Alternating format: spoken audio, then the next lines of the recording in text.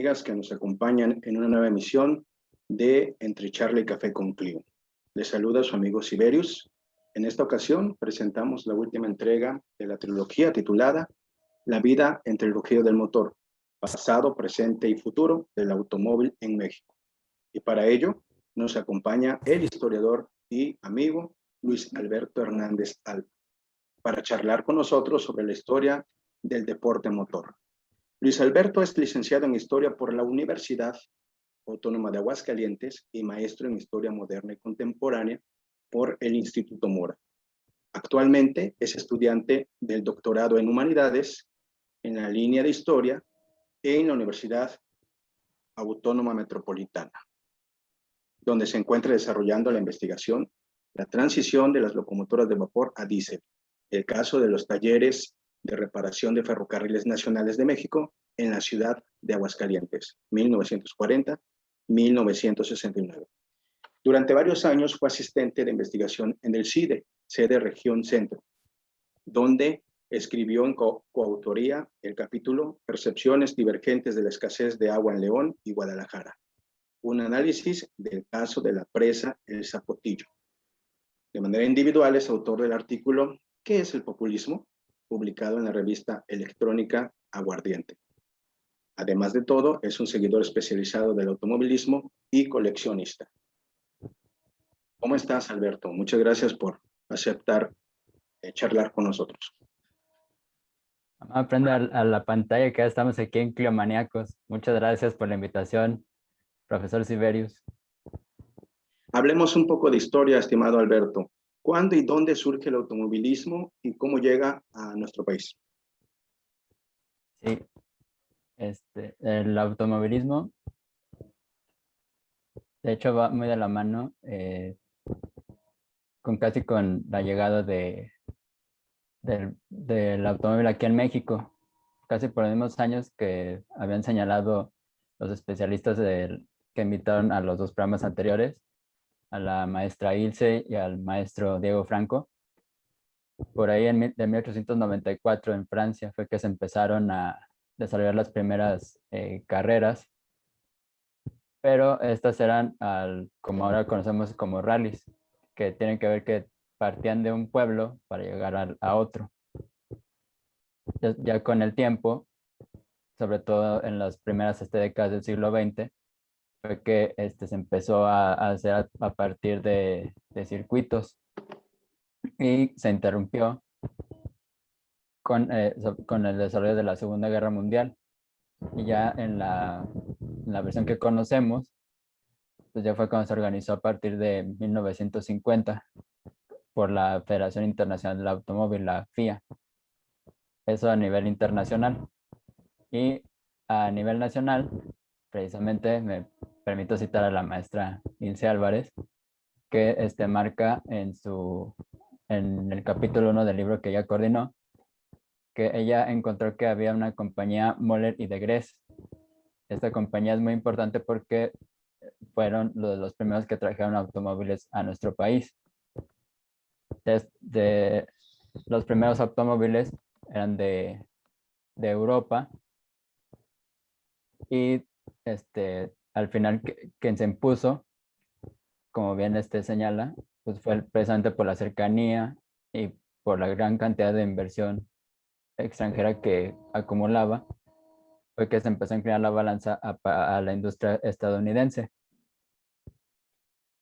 También otra de las cosas que ella encontró, y que es parte de mis intereses, es que un señor que se llamaba Emilio Broniman, originario de Chihuahua, hizo una importante innovación que tenía que ver con mejorar las llantas de los coches. Esto es muy importante porque recordemos que los primeros caminos en los que corrieron los automóviles eran los mismos en los que circulaban carretas tiradas por caballos, por recuas de mulas, inclusive hasta a pie. Y precisamente, como bien le señaló el maestro Diego Franco, pues tanto los animales como los peatones pues fueron progresivamente relegados para darle preeminencia al automóvil. Esto en cuanto sería de cómo llega a nuestro país. Y precisamente también otra cosa muy importante que tiene que ver es que ya cuando se empezaban a asfaltar las primeras carreteras, regularmente el- con lo que lo inauguraban era con alguna carrera o algún paseo. Por ejemplo, en la que están viendo en esta diapositiva, que nos permitimos tomar del Instituto Nacional de Estudios Históricos de las Revoluciones en México, tiene que ver con la inauguración de se puede decir, la primera de estos caminos ya asfaltados, que era la carretera México-Pachuca, que exactamente cumplió 100 años este pasado 31 de enero.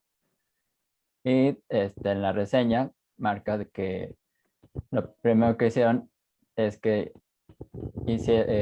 organizaron un paseo de la Ciudad de México a Pachuca. Entonces, eso se repitió también inclusive a lo largo de los años.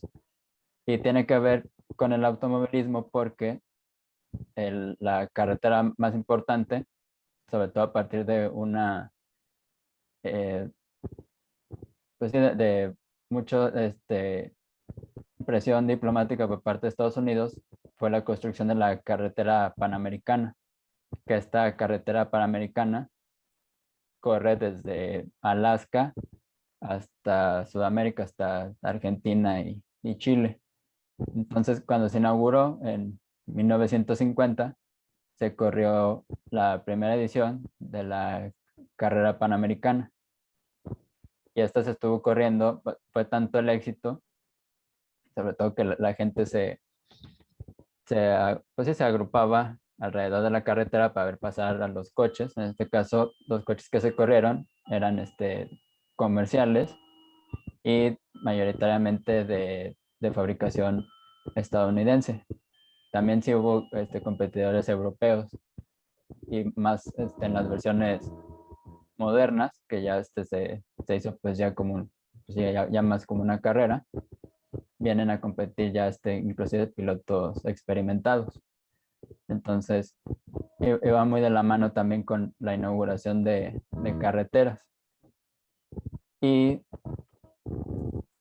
ya pasando propiamente dicho al Gran Premio de México, se dio pues porque se empezó a haber afición aquí en nuestro país y fue también mucha la presión pues de los ahora pues famosos los hermanos Rodríguez, precisamente gracias a su papá, que también se llamaba Pedro, Pedro Rodríguez. Él fue el que los empezó a patrocinar a Pedro y a Ricardo. Pero bueno, Ricardo el menor murió precisamente pues, en el autódromo que en ese tiempo se le conocía de la Magdalena Michuca. Es muy interesante lo que nos comentas. Quiero relacionar precisamente este asombro que debieron haber sentido los observadores, ¿no? Al ver pasar los primeros autos que se miraban en nuestro país, con esta idea o esta ilusión que se genera en ese momento a partir de los proyectos del régimen postrevolucionario en torno a la generalización de la modernidad en los aspectos materiales, en los aspectos económicos, algo que si bien veníamos viendo ya desde finales del siglo XIX, pues a partir de estos gobiernos postrevolucionarios parece que llegó para quedarse, ¿no? Entonces, por un lado, el desarrollo de estas carreteras que van a comunicar a todo el país y al continente, y por el otro lado, la llegada del automóvil. En ese sentido, quiero hacer un paréntesis y traerte hacia el presente. Es decir, hoy en día se vive una ilusión parecida en torno al desarrollo de la modernidad en el país y en particular en el caso del automovilismo. Es decir, hemos visto precisamente que el Premio de México se ha afianzado en los últimos años, por un lado, y por el otro, que los pilotos mexicanos están teniendo en diversas categorías resultados sobresalientes. Y quiero preguntarte, como especialista, ¿esto habla de la consolidación del deporte motor en nuestro país a nivel estructural? como ha sucedido con otros deportes. Precisamente en el canal Osvaldo analizaba con el maestro Giovanni el caso del fútbol, pero pues también el béisbol, por citar otro, ¿no? Estos triunfos y esta consolidación del Gran Premio hablan de un éxito a nivel estructural, y por otro lado, los logros de los pilotos mexicanos en el extranjero pueden ser considerados como parte del desarrollo del deporte en México, o como casos aislados y más bien debido a situaciones individuales más que colectivas. ¿Qué piensas al respecto? Es que tendríamos que descomponer esta respuesta en varias partes para poder contestarla. Por ejemplo, ya que tomé el ejemplo de los hermanos Rodríguez, porque han estado muy a la palestra pública, sobre todo porque después de varios años, de hecho desde 1981, que fue el último piloto mexicano, que se llama Héctor Rebaque, bueno, para no lo que pasa es que él también me servía de ejemplo, a pesar de que no lo puse.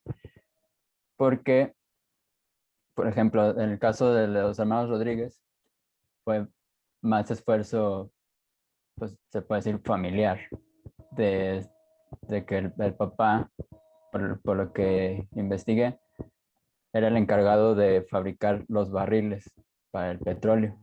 Entonces, fue a partir de ahí que empezó a hacer su fortuna. Aparte de que en la Ciudad de México tenían tiendas de refacciones. Entonces, tenían desde la casa el automovilismo muy, muy presente. Entonces, en el caso específico de los hermanos Rodríguez fue esfuerzo individual.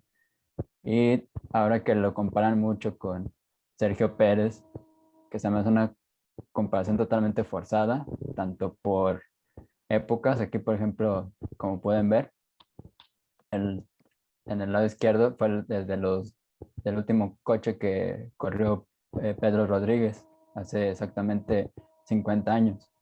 Era otra tecnología. Por ejemplo, este carro pues era de chasis tubular, y el recubrimiento era de láminas de aluminio.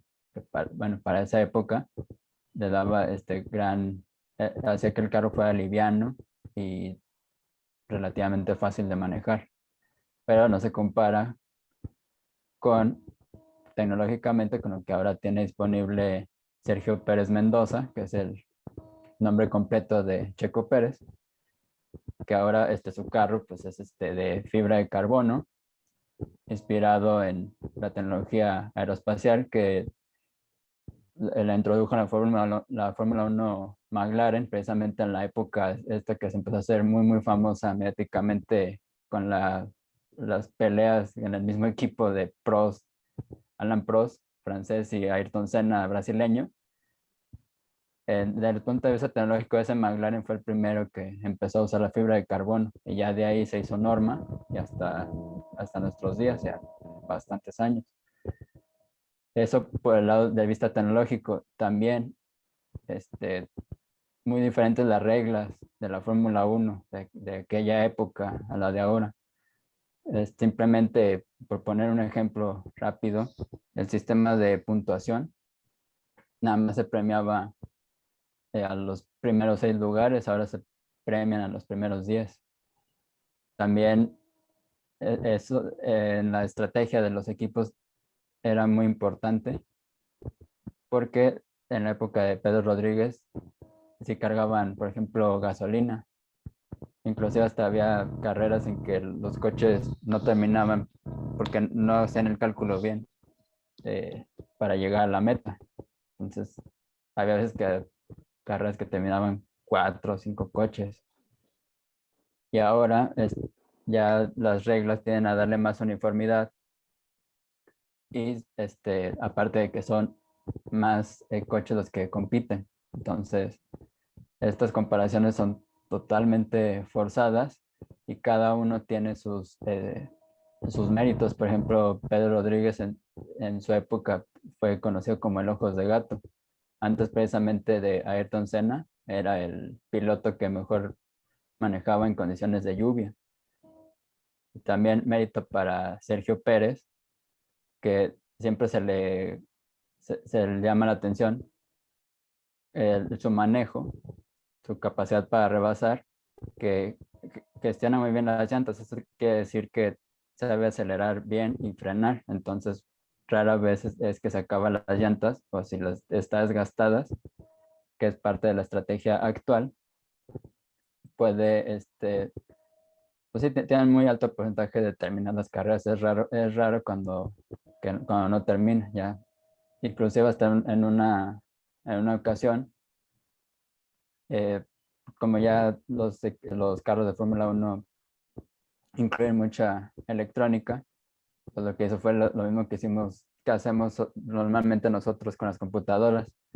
Reinició el sistema y pudo reincorporarse a la carrera. Entonces ahí también se nota el ingenio mexicano, igual de una manera muy chiquita, pero se nota. Y por el lado de la organización del Gran Premio, pues esto tiene que ver con los organizadores. Por ejemplo, cuando hubo el cambio de jefa de gobierno, se revisó el contrato del Gran Premio y corrió el riesgo de no correrse a menos que consiguiera hacerse de financiamiento privado, porque las primeras ediciones, cuando se retomó, sí habían tenido apoyo del gobierno de la Ciudad de México. Entonces, con el nuevo gobierno de la cuarta transformación, este apoyo que venía a partir de turismo se quitó, y esto obligó a que fuera gestionado mayoritariamente por inversores privados. También tengamos muy en cuenta que el principal empresario del grupo Carso, de Carlos Slim, padre e hijo, pues están muy metidos ahí en la organización de las carreras y precisamente en el patrocinio de Sergio Pérez. Muy interesante todo esto que nos comentas. Quiero pedirte que profundices un poco en estos aportes de la parte mexicana, ya que nos has hablado mucho de los aportes que vienen desde las modificaciones y demás que surgen desde las compañías extranjeras. Y ya citaste el caso de los neumáticos, el diseño y los materiales con que se hacen los vehículos o se hacen los vehículos. ¿Qué nos puedes decir respecto a los motores, por ejemplo? ¿Y qué más en torno a esta familia fascinante de los Rodríguez, que ya nos adelantas, estaban a la vanguardia, no solamente en la conducción de los vehículos y en la competición, sino también incluso metiéndose a esta parte de adaptación tecnológica? ¿Qué más nos puedes decir en esos aspectos? Pues mira, siguiendo con el tema y precisamente usando la diapositiva que pueden ver, por ejemplo, este equipo en el que el último en que compitió Pedro Rodríguez. También tengo y les quiero compartir que también la comparación entre estos dos pilotos, sobre todo entre Pedro Rodríguez, que vivió más tiempo que su hermano, y Sergio Pérez, es forzada también en el sentido de que los contratos no eran exclusivos, de que, por ejemplo, como ahora Checo Pérez firmó por esta temporada 2021. Entonces, como está haciendo buen desempeño, están fuertes los rumores de que lo van a renovar, que esperemos que se dé, porque también de lo que tiene que ver, y unas cosas que no es que sea tan fan, pero le reconozco a Checo Pérez, que también fue importante que cuando el equipo que ahora se llama Aston Martin, pues, viene de uno que se llama Force India. Este equipo estuvo a punto de la quiebra hasta que pues pidió apoyo. Precisamente fue importante el apoyo de Grupo Carso y lograron sacar adelante la temporada. Entonces, ya cuando la compró el papá de el que ahora está como piloto en Aston Martin, del canadiense Lance Stroll. El señor, ahora sí que Lance Stroll es el hijo del papá. Entonces este señor Stroll compra la compañía y pues se dio toda la polémica porque en lugar de decirle, como la mayoría creían, bueno, pues sí le va a dejar el lugar al hijo, que fue lo que ocurrió. Y, pero hizo ahí todo muy largo, no dejó tiempo hasta que se llevó así todo el año pasado.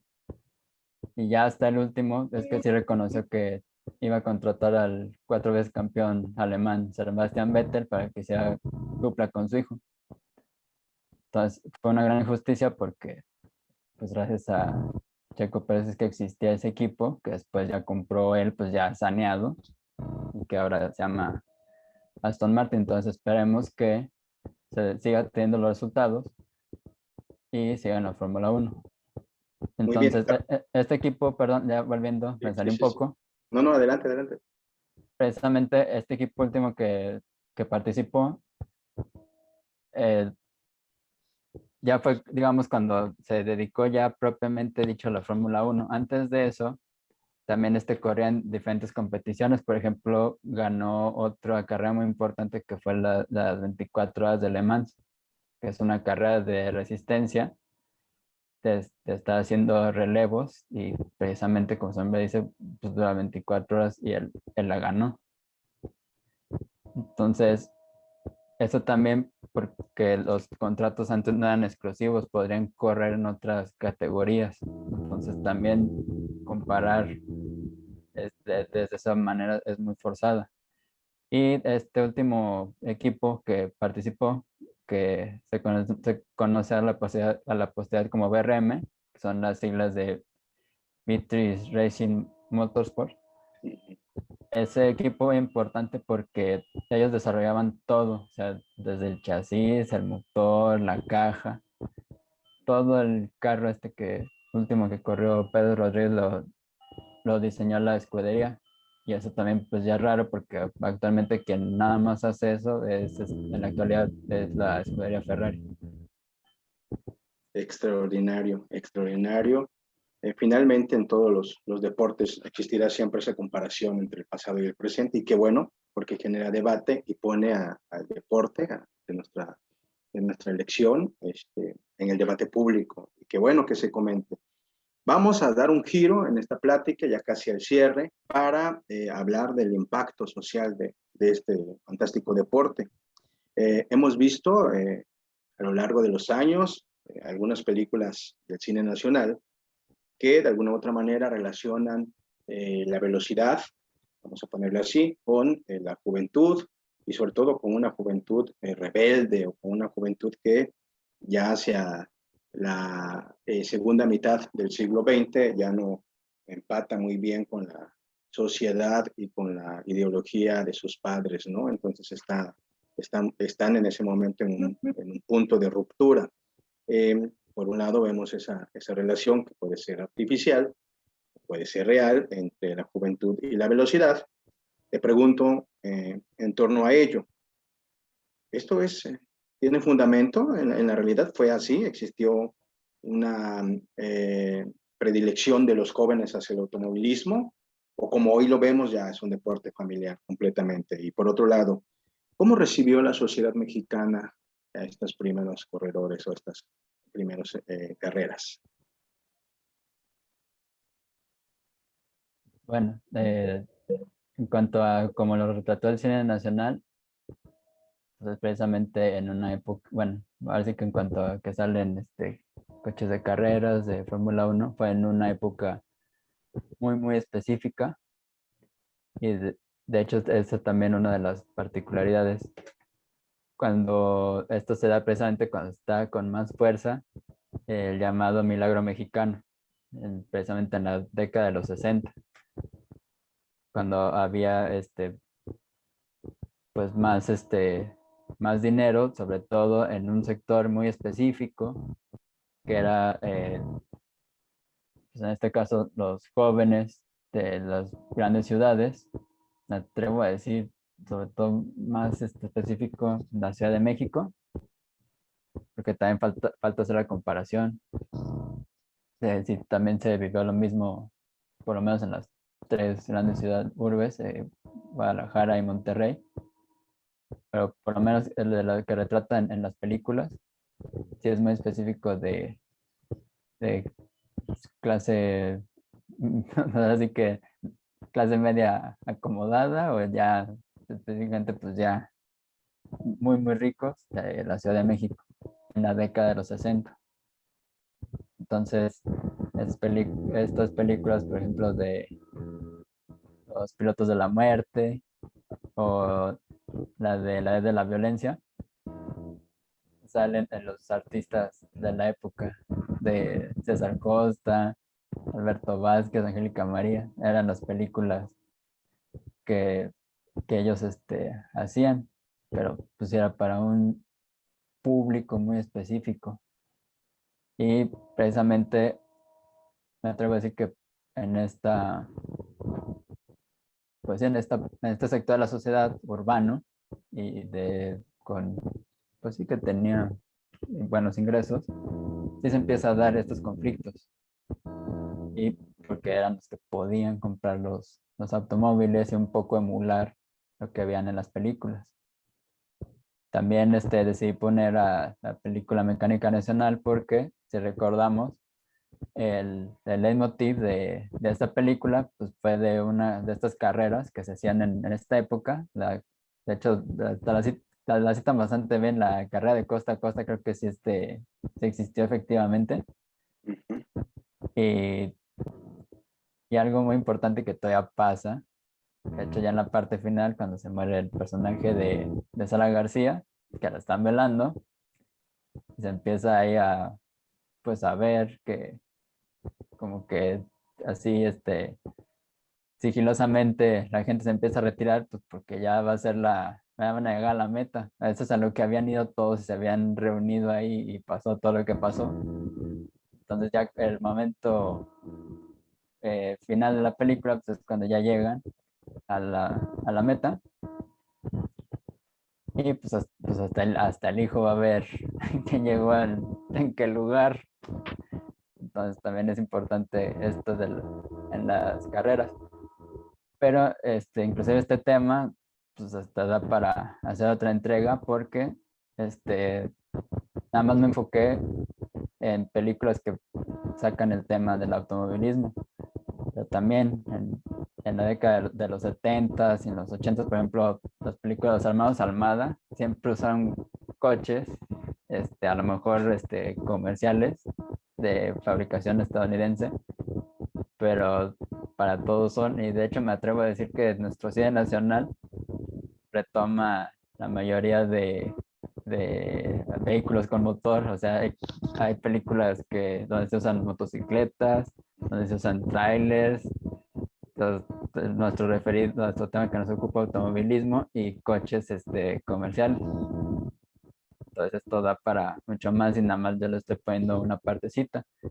Inclusive también en la música, pues está esta canción de Le compré la muerte a mi hijo de los Tigres del Norte, lo cual, si mal no recuerdo, y bueno, aquí profesor, pues ya usted me puede decir, si mal no recuerdo, ya es de la década de los 80, de finales de los 80, pero todavía la letra es muy actual, o sea, todavía hay quien hace eso de juntar el dinero para comprar el coche al hijo, y luego pasa lo que bien nos señaló el maestro Franco de los Reyes, la gran cantidad de accidentes en grandes, medianas, pequeñas y hasta en pueblitos. Entonces, sí, sí el coche puede ser muy, muy apasionante y todo, pero hay que tomarlo con responsabilidad porque, pues, tanto pues sí, puede pasar, a pesar de que ahorita ya sea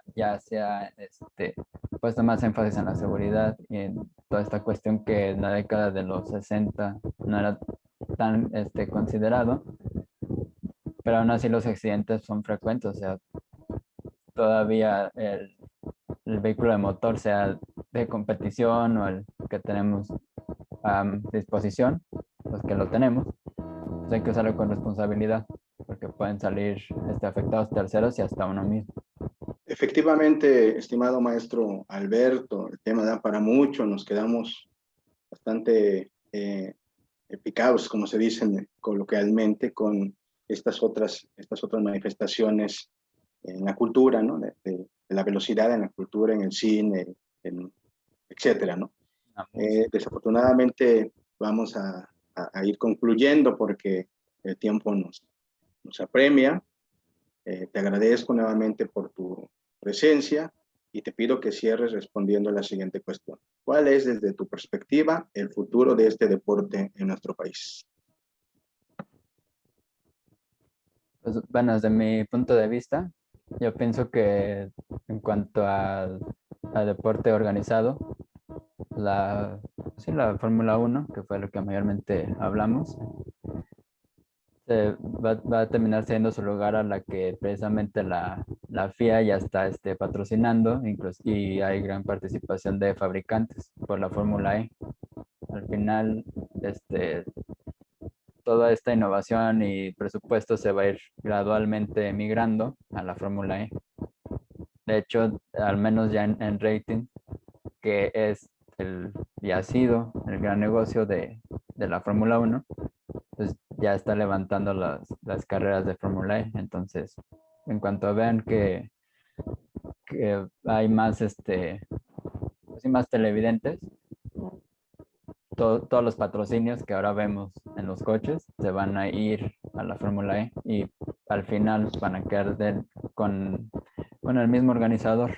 Entonces, creo que eso es en cuanto a esta categoría específica, porque también rápidamente señalo, también hay categoría para motos, también de carreras de trailers, de diferentes vehículos de motor. Entonces nada más nos enfocamos en lo que digamos es la prueba reina. Muy bien, muchas gracias por esta charla tan interesante, y así es como llegamos al final de esta serie tan interesante en torno a el automóvil en nuestro país, pasado, presente y futuro, porque en este canal queremos que todos tengan un acercamiento, una visión histórica sobre los temas que discutimos aquí, y sobre todo que puedan encontrar la relación con los temas y problemáticas contemporáneas. A nombre de quienes hacemos posible esta cápsula, les doy las gracias. Se despide de ustedes su amigo Sibelius y nos vemos hasta la próxima emisión. Gracias. Hasta luego.